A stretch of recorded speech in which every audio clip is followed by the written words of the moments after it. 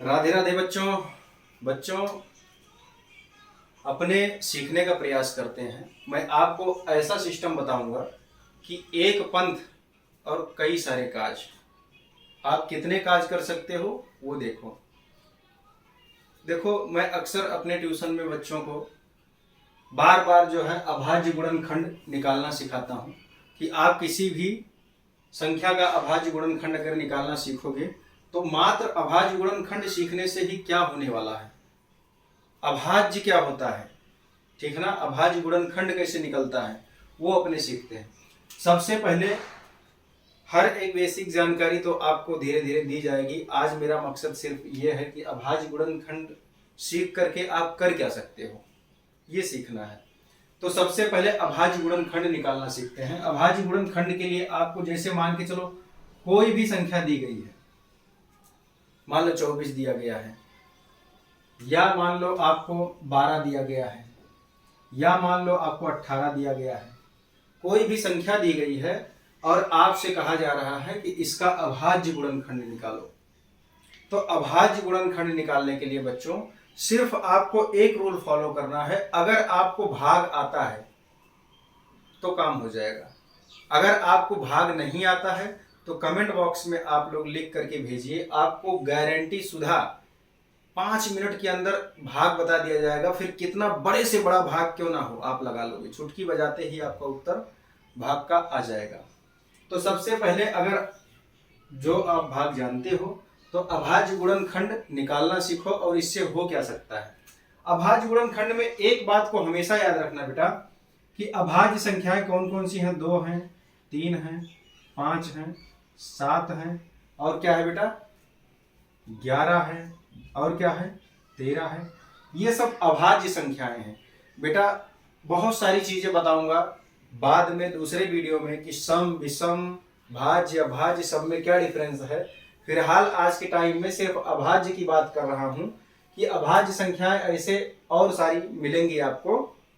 अभाज्य का मतलब मौके पर इतना जानिए और वही फुल कॉन्सेप्ट होता है कि ऐसी संख्या जो सिर्फ एक से कटे और अपने आप से कटे, बाकी किसी के बाप से भी ना कटे, अर्थात मतलब दूसरी कोई संख्या काट ही ना सके। बुझाता? हाँ। तो आप ये समझो कि ऐसी संख्या कि जो मात्र एक से कटे या तो अपने आप से कटे, बाकी किसी के बाप से भी न कटे, यानी कि कोई दूसरी संख्या पैदा ही नहीं हुई है जो उसको काट ले जाए। अर्थात जैसे देखो 2 को या तो 2 काट सकता है, मतलब 2 या तो 2 के पहाड़े में आएगा या फिर 1 के पहाड़े में आएगा, बाकी और किसी पहाड़े में आने वाला नहीं है। समझ गए? तो 1 तो हो गया सबका साथी, 1 तो सबको काट देगा। उसी प्रकार 3 देख लो, 3 या तो 3 के पहाड़े में आएगा कि 3 एकन्यम 3, और या तो 1 के पहाड़े में आएगा। समझ गए ना बात को? यानी कि अभाज्य संख्या के सिर्फ 2 ही गुणनखंड हो सकते हैं, या तो वो संख्या खुद और या तो 1। आई बात समझ में? तो इस प्रकार से बेटा आपको मात्र ये ध्यान रखना है कि हमको किसी भी संख्या का अभाज्य गुणनखंड निकालने के लिए बस इतना करना है कि आपको अभाज्य संख्या से 2, 3, 5, 7, 11, 13 इसमें में से सबसे पहले 2 से भाग देना स्टार्ट करना है। कैसे? इस मुद्रा में पहले आप लिख लो। सबसे पहले अपने 12 को लेते हैं। चलो छोटी संख्या से पकड़ते हैं 12। मैंने कहा पहले 2 से भाग देना है और जितना उत्तर आएगा 2 से भाग किसमें, यहाँ पे 2 लिखना है। सबसे पहले 2, जो भी संख्या दी गई संख्या ऐसे लिख लो और ऐसे इसको आपने बना लिया। अब आपको 2 से भाग देना है। 2 से भाग दो, यहाँ पे 2 छक्के 12। उत्तर कितना आया? जितना उत्तर आता है उत्तर को आपको हमेशा नीचे लिखना है, फिर ऐसे बना लेना है। फिर आपको 2 से भाग देना है। क्यों? मन में आया होगा सर जी 2 से तो एक बार दे दिए ना, फिर 2 से भाग दे करके देखो कटेगा कि नहीं कटेगा। पूरा कटना चाहिए। तो फिर से एक काम करो, अब बीच में 12 की जगह पे कौन आ गया? 6 आ गया। एकदम आराम से समझो। एक बार ये समझ गए फिर देखो क्या चमत्कार होने वाला है। यहां पे 6 आ गया। अब 2 से 6 में आप यहां पे फिर मैंने क्या कहा 2 से भाग देना है। तो अब 2 से फिर से 2 3 6 काट दो। आप उत्तर को कहां लिखना है मैंने पहले ही बताया, नीचे। बेटा ना समझ में आ रहा हो तो आप लोग कमेंट में जरूर भेजिए कि सर जी नहीं समझ आ रहा है। लेकिन अगर ये कॉन्सेप्ट, मैं बार बार ट्यूशन में बच्चों को यही बोलता हूं कि पूरे जीवन में जब जब आपको मौका मिले तो आप अभाज्य गुणनखंड निकालने का प्रैक्टिस करते रहो। इसी से सारा मामला सॉल्व होने वाला है। क्या क्या होगा वो आप देखते जाइए। देखो अब यहाँ पे हम लोग क्या करते हैं, फिर आ गया 3, अब संख्या मिली 3, यानी कि जहां 12 था पहले 6 आया, अब 6 की जगह पे 3 आया। अब हमको 3 को फिर से काटना है। काटने का सिलसिला कब तक चलाना है बेटा, जब तक नीचे 1 ना आ जाए तब तक आपको काटने का सिलसिला चालू रखना है। अब आप देखिए यहाँ पे 3 आ गया, अब 2 से ट्राई कीजिए, देखिए 2 एकन्यम 2, अब 3 में से 2 गया 1 शेष बच रहा है, इसका मतलब 2 नहीं काट पा रहा है। अब क्या करना है, अब जाना है 3 के पास। मन में आ रहा होगा ना सर जी बार बार 2 से काटेगा, तब तक 2 से काटना है जब तक 2 कह दे कि अब हम नहीं काट पाएंगे, हमारी ताकत खत्म हो गई, तब तक आपको 2 से ही काटना है। हाँ अब जब 2 ने मना कर दिया, क्योंकि नीचे देखो 1 आने लगा, अपने को चाहिए कितना 0 पूरा कट जाए, अगर 3 आ जाता तो काम बन जाता। तो अब क्या करना है, अब 3 के पास चलो, 3 मना करता है कि नहीं देखते हैं, 3 एकन्यम 3 कट गया, यानी कि 3 से भाग देना पड़ेगा। किससे देना पड़ेगा, 3 से। अब देखो 3 एकन्यम 3 ने पूरा काट दिया, तो उत्तर हमने क्या लिख दिया, 3 लिख दिया। आई कुछ बात समझ में। अब नीचे आ गया 1, अब कुछ करने की जरूरत नहीं है। यानी कि अगर कोई कहा कि 12 के अभाज्य गुणनखंड, 12 के अभाज्य गुणनखंड जो है, अभाज्य गुणनखंड कितना है, तो आप इसको ऐसे लिख सकते हो कि 2 गुणे 2 गुणे 3। ये देखो लाइन से 2 गुणे 2 गुणे 3, बस हो गया आपका अभाज्य गुणनखंड, ये हो चुका। इतना आपको निकालने आना चाहिए दोस्तों। अब आपको 24 का निकालना है। क्या करना है, 24 का निकालना है। सेम इसी प्रकार 24 का आपने ट्राई करके देखते हैं। देखो इसका कितना आया था, इसका हमने निकाला है बेटा 2 गुणे 2 गुणे 3, इस तरह से, ठीक है ना। अब हम लोग 24 का निकालना सीखते हैं। 24 के लिए भी वही नियम लगाना है। सबसे पहले 2 से भाग देना है 24 में। सबसे पहले क्या करना है, 24 में 2 से भाग देना, 2 एकन्यम 2, यहाँ पे घटाया कटा, 4 उतारा, 2 दूनी 4, कट गया, 12 उत्तर आ रहा है। तो किससे क्या करना पड़ा, 2 से भाग देने पे कितना उत्तर आया, 12। फिर 2 से भाग दो, तो जैसे वहां पे 12 था, 12 का तो 2 छक्के 6 उत्तर आएगा, नीचे लिखो 2 तियां 6, फिर 3 एकन्यम 3। अब देखो इसका अभाज्य गुणनखंड कैसे निकला बच्चों, इस तरह से। आ रही बात समझ में। अच्छा अब देखो इससे फायदा क्या होने वाला था, इसको बार बार क्यों सीखना पड़ता है, था बेटा मिटाने वाला, बार बार। अब देखो 12 का सीखते हैं। 12 का अभी आपने निकाला, लेकिन एक बार फिर से निकालते हैं, ठीक है ना। 2 छक्के 12, 2 तियां 6 और 3 एकन्यम 3। अब देखो 24 12। अब क्या होता है कि आपको अक्सर कहा जाता है आप लासा निकालो, मासा निकालो। बहुत ध्यान से देखना बेटा, आपसे कहा जाता है लासा निकालो, मासा निकालो, वर्गमूल निकालो, ठीक है ना, घनमूल निकालो, आपसे कहा जाता है सरल करो। जैसे कोई भिन्न दे देगा, ऐसे कहेगा 14/12 कह देगा, इसको सरल करो। ऐसे बहुत सारे सवाल, इतना ही सीख लेने से आप सारा काम कर ले जाओगे। परसेंटेज वाले सवालों में भी ये जो है आपके लिए लाभकारी सिद्ध होगा। कैसे देखते हैं, सरल करना देख लो। बहुत ध्यान से देखना बच्चों आप लोग, क्योंकि अगर ये कॉन्सेप्ट आपको आ गया, मैं बार बार बच्चों को यही सिखाता हूं। कभी कभी घर वालों को क्या लगता है बच्चों के, सर जी रोज तो वही देते हो आप, ये क्या, मुझे पता है बच्चा इसी में अटकने वाला है, क्योंकि इसी से सारा काम होगा, और बच्चा यही नहीं कर पाता है। अब सोच लो, जब यही नहीं आता है तो उसके लिए क्या रास्ता है कि यही चीज बार बार सिखाओ। मैं तो सबको यही सजेस्ट करूंगा कि बच्चों को एक बार ये निकालना सिखा दो, बाकी सारा काम हो जाएगा। कई मिनट को बनाओ, 10 मिनट हो गया। हाँ तो फटाफट खींचते हैं अपने। अब किसी ने कहा कि मासा निकालो, तो देखो मासा कैसे निकलेगा। आपने ऐसे देख लिया, मासा माने क्या होता है बेटा कि मान समान, मां से मान, सा से समान ना। इसको सिर्फ ट्रिक सीखो कि मासा माने मान समान, वैसे महत्तम समापवर्तक होता है, लेकिन मान समान आप ऐसा मानो। मान समान कैसा, जो भी संख्या दी गई, चाहे 1 2 3 संख्या है, तीनों का आप पहले ऐसे निकाल लो। फिलहाल हमने 2 संख्या लिया है, और मासा और लासा का भी कम से कम 2 संख्याओं का निकलेगा बेटा, एक संख्या नहीं। एक संख्या का तो खाली अभाज्य गुणनखंड आप निकाल सकते हो, लेकिन आपको मासा निकालना है, लासा निकालना है, तो आपके पास 2 संख्या होनी चाहिए। तो यहाँ पे जैसे 24 और 12 है, तो पहले हमने दोनों का क्या किया, गुणनखंड निकाल लिया, अभाज्य गुणनखंड। अच्छा, अब मासा निकालना है, तो मान समान, अर्थात हमको क्या करना, इसमें 2 है, अब इधर भी अगर 2 है तो दोनों को काटो और एक बार लिख लो। देखो मासा भी चुटकी में आप सीखोगे, कट गया। अब यहाँ पे 2 है, लो यहाँ पे भी 2 है, तो दोनों तरफ मिल गया, तो बुरे 2। अब यहाँ पे 2 है, इधर 2 है, नहीं है, तो अब 2 को नहीं लेंगे। यहाँ पे 3 है, यहाँ पे भी 3 है, तो इनको काट दो। अब यहाँ पे क्या हो गया बेटा, गुणे 3। आई बात समझ में। अब 3 दूनी 6 दूनी 12, मासा कितना निकल गया, 12। कुछ बेटा देखो, वीडियो को बार बार फिर से देख लेना आगे पीछे करके, आपको फुल कॉन्सेप्ट समझ में आएगा। मान समान, मासा माने मान समान, जो इसमें 24 वाले के गुणनखंड में अगर वही संख्या है और 12 वाले में भी वही है, दोनों में अगर मिले तो उसको लिखना है एक बार। उसके बाद फिर से देखना है और कोई संख्या मिल रही है तो उसको फिर से लिखना है, लेकिन दोनों के बीच में क्या, गुणा। फिर अगर जो संख्या नहीं मिलता है, जैसे इसमें है लेकिन इसमें नहीं है, तो उसको छोड़ देना है, उसको लेना ही नहीं है। समझ गए बेटा, इस बात को खाली ध्यान रखना। तो मासा कितना आ गया, 12।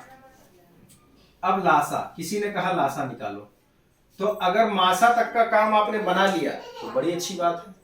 12 कितना आपका मासा कितना था, ठीक है ना। इसमें बचा क्या है, सबसे पहले ये देखो बचा क्या है, ये और ये मासा में चला गया, ये और ये मासा में चला गया, ये और ये मासा में चला गया। अब बचा क्या, खाली 2। तो मासा तुम्हारा है मासा गुणे, अब यहां पे जो बचा है 2, अर्थात कहने का क्या मतलब है, देखो 12 गुणे 2, तो लासा कितना हो गया बच्चों, 24।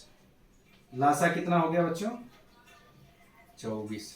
इस तरह से आपने क्या सीखा, मासा भी निकालना सीख गए, लासा भी निकालना सीख गए।